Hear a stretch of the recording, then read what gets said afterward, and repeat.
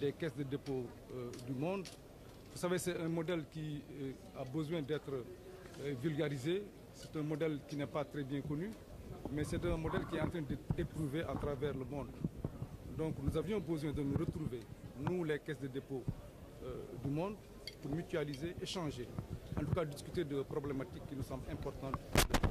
Le deuxième panel va parler de l'épargne de la diaspora. Vous savez que nos amis de la diaspora, nos parents de la diaspora envoient beaucoup d'argent, pour parler de façon très simple, au Sénégal. Et nous avons besoin de canaliser ces flux d'argent pour essayer d'investir en tout cas faire des investissements structurants pour notre pays. Oui, nous avons beaucoup d'ambition pour ce forum. Vous savez, ce forum est encore une institution informelle. Nous avions besoin de nous retrouver, mutualiser, échanger. D'abord, dans le fond, parce que nous avons des stratégies que nous mettons en place au niveau des différentes caisses, en termes de collecte et d'investissement. Nous allons parler de beaucoup de choses, des modèles prudentiels, etc. Mais dans la forme, nous avions besoin de nous retrouver pour voir comment essayer de faire la mue de notre forum, que j'appelle un peu forum informel, pour en faire une association.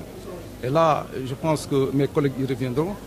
Au niveau d'abord communautaire en Afrique, pour ce qui nous concerne particulièrement, nous allons essayer de nous retrouver, d'échanger avec les gouvernants pour essayer d'asseoir quelque chose de concret.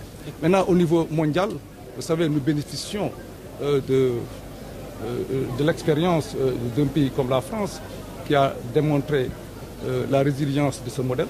Donc nous avons besoin de ces gens-là pour quand même mieux apprendre et en tout cas développer nos caisses de dépôt. Oui, comme je l'ai dit tantôt, le modèle de caisse de dépôt n'est pas très bien connu. Moi-même qui vous parle, qui vient des impôts, je ne connaissais pas très bien ce modèle. Mais c'est un modèle porteur important dans le dispositif et dans le développement de ce pays-là. Est-ce que saviez-vous que l'Air Sénégal appartient exclusivement à la caisse de dépôt et de consignation? C'est important de le savoir. Est-ce que vous saviez que la caisse de dépôt contribue pour 9,4% au capital de la Sénélec? C'est important. Est-ce que vous saviez que c'est la caisse de dépôt qui a quasiment financé, en tout cas en contribuant dans le capital du fonds d'investissement qui a investi à Bohol pour l'énergie photovoltaïque? C'est important de le savoir. Donc nous contribuons pour beaucoup dans le développement de ces pays et nous avons l'ambition d'être le premier investisseur institutionnel. Oui, de toutes les façons, les caisses de dépôt, comme toutes les institutions qui travaillent, qui accompagnent les pouvoirs publics dans le développement des pays, sont là pour essayer de collecter tous ces flux, sont là pour essayer de canaliser ces flux et essayer de les mettre dans un circuit qui permette le développement, qui permette aux citoyens de s'épanouir. Donc il est évident que s'il y a des fuites de capitaux, la réflexion va porter sur cela et nous allons essayer de les récupérer. Alors je dirais que le modèle des caisses de dépôt et consignation est un peu méconnu dans notre environnement de l'Union économique et monétaire ouest-africaine. Dans les mois, on connaît surtout les banques ordinaires. Si vous parlez des banques ordinaires, les gens le connaissent. Vous parlez de la Société Générale de Banque, vous parlez de la B6, on connaît. Mais si vous parlez des caisses de dépôt, les gens ne savent pas très bien de quoi il s'agit. La caisse de dépôt et consignation, c'est un concept qui est nouveau dans notre environnement. C'est un concept qui a fait ses preuves dans d'autres pays, notamment en France. Par exemple, la caisse de dépôt et consignation en France existe depuis 200 ans. Elle a été créée en 1816. Alors, l'idée, c'est que nous avons pensé que le modèle des caisses de dépôt et consignation peut être un instrument de financement et de développement de nos économies. Tous les pays de l'Union économique et monétaire ouest-africaine, nous pensons que le modèle des caisses de dépôt peut être un instrument supplémentaire pour financer le développement. Pourquoi? Parce que la caisse de dépôt, le modèle, repose d'abord sur la canalisation, la mobilisation de l'épargne populaire, la canalisation, la mobilisation de l'épargne à long terme, de manière à pouvoir utiliser ces ressources à long terme pour financer des missions d'intérêt général. Ce que j'appelle des missions d'intérêt général, ça consiste par exemple à financer les collectivités territoriales, construire par exemple un abattoir dans une commune, construire une gare routière dans une commune, dans une région, construire une université, construire un centre de santé. Tout ça, ça fait partie des missions de la Caisse de dépôt et consignation à partir de la centralisation et de la transformation des ressources de l'épargne populaire. Donc, à partir de là, Et la Caisse de dépôt et consignation apporte également une contribution en matière de financement de logement social. Parce que les caisses de dépôt et consignation disposent de ressources à long terme qu'elles peuvent transformer pour pouvoir donc financer le logement social, les investissements dans les collectivités territoriales, mais également les petites et moyennes entreprises. J'ai entendu tout à l'heure mon collègue et frère, le directeur général de la Caisse de dépôt et consignation du Sénégal, dire que la Caisse de dépôt et consignation du Sénégal a contribué puissamment à la création d'entreprises qui font la fierté du Sénégal aujourd'hui, qui font la fierté de l'Afrique, comme Air Sénégal, et puis il y en a d'autres. Donc c'est pour dire que le modèle de caisse de dépôt et consignation est un modèle qui a de l'avenir. Parce que ce sont des instruments de financement du développement de nos pays. Ce ne sont pas des banques classiques dont la vocation est de chercher du profit.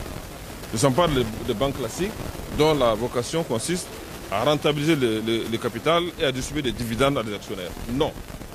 Ce sont des investissements publics qui viennent en appui aux politiques publiques. Les politiques publiques, c'est la politique du numérique, c'est la politique donc de financement des collectivités territoriales, c'est le logement social, c'est les politiques de santé, etc. etc.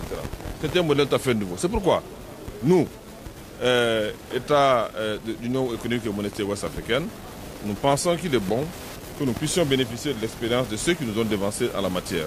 Vous savez, ça existe en France, ça existe en Italie, ça existe au Portugal, au Canada. Donc, au sein du Forum mondial des caisses de dépôt et consignation, nous coopérons.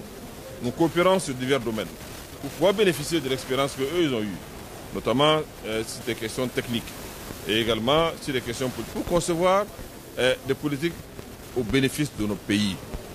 Pour ne pas que nous aussi, on commette des erreurs, alors qu'eux, ils ont déjà une expérience en la matière.